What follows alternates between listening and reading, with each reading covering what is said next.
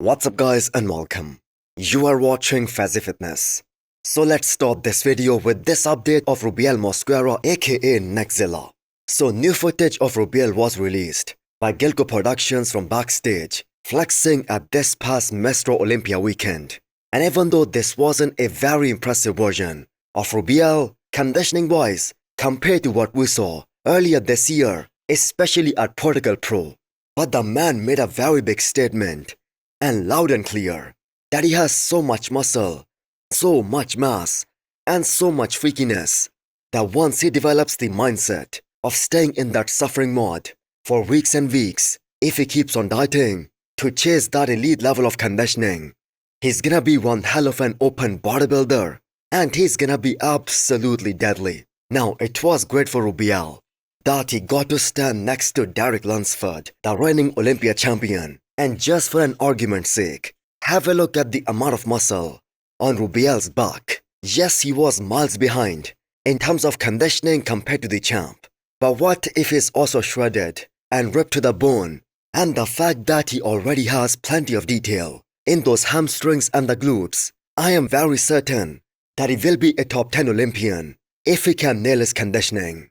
Now, a lot of focus for this year that will be building more round, more 3D looking delts.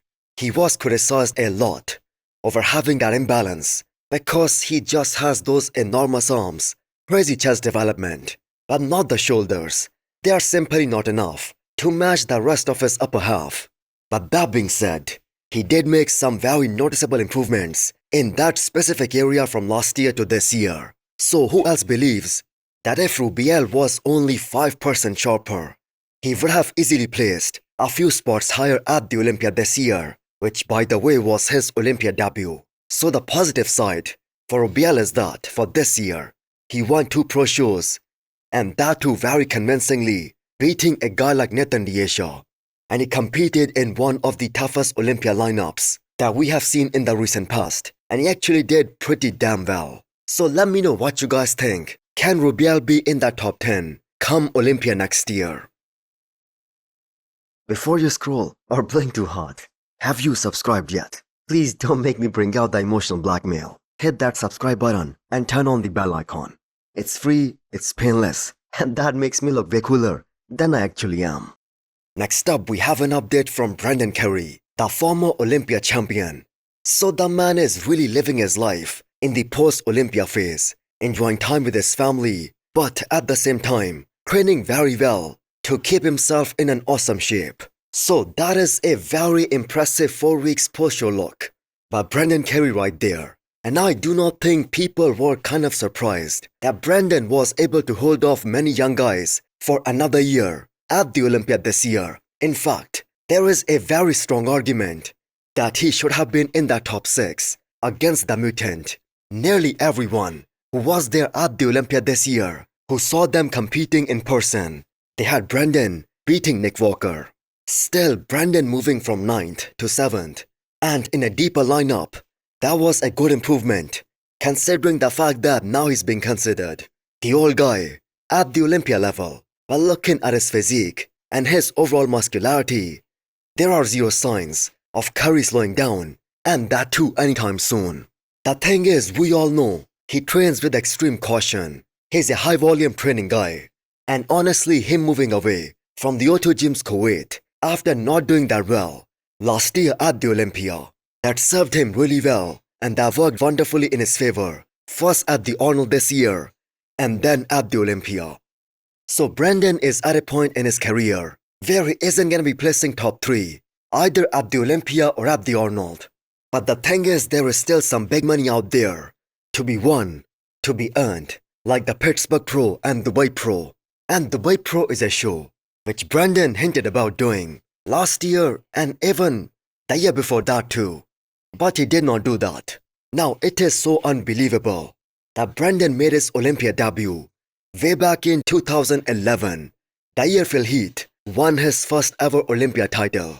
So he has been competing at the most prestigious bodybuilding show for 15 years now, and the man is still going. He's a multiple times Arnold champion. He's an Olympia champion, so that makes him a legend.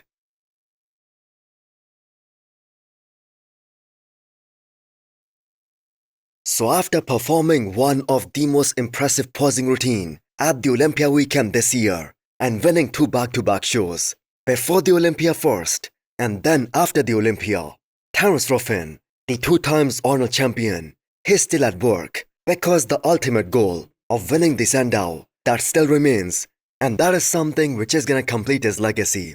So 2026 is gonna be Terrence's 11th year competing as a classic physique competitor. And that timely decision that he made, and that too a couple of times now, which is something most competitors, they are so afraid to take, that they are going to skip 1 year, they are gonna skip a contest season, and focus on improving their physique to evolve with the division. That paid off big time for Terrence, especially if we look at his previous 2 Olympia appearances.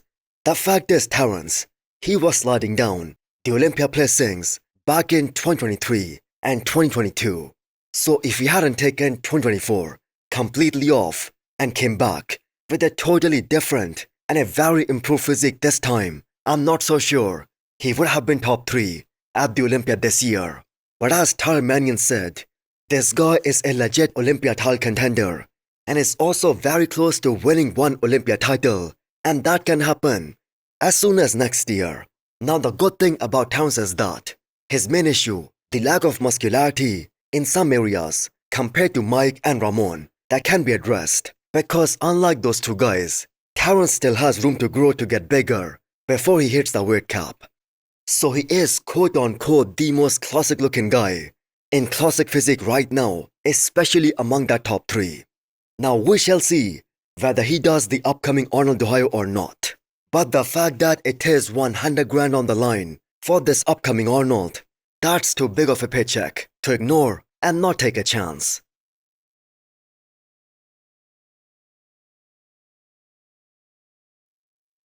Next up, we have an update from Nihat Kaya. His first update post-Olympia this year. So now that he's the only guy and the biggest guy in Patrick Tuor's camp in that 212 division, as Keon Pearson, he's no longer working with Patrick. It will be interesting to see whether the opinions of Patrick and Nihat Kaya, they change about the reigning 3 times 212 Olympia champion Keon Pearson as being unbeatable. Now Nihat Kaya had an unbelievable year.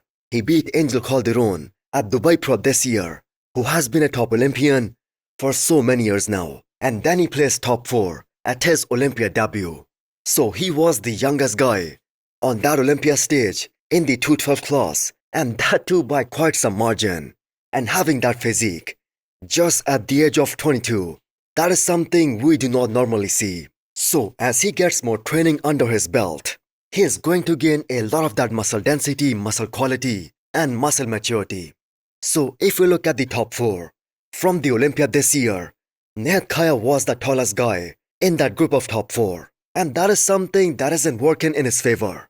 Because the big problem that Nihat Kaya is going to be facing in the upcoming years, as he's entering into the 3rd year of his pro career, is the fact that he is already pushing that 212 pounds weight cap. And he was in a very solid condition on 212 pounds on the dot.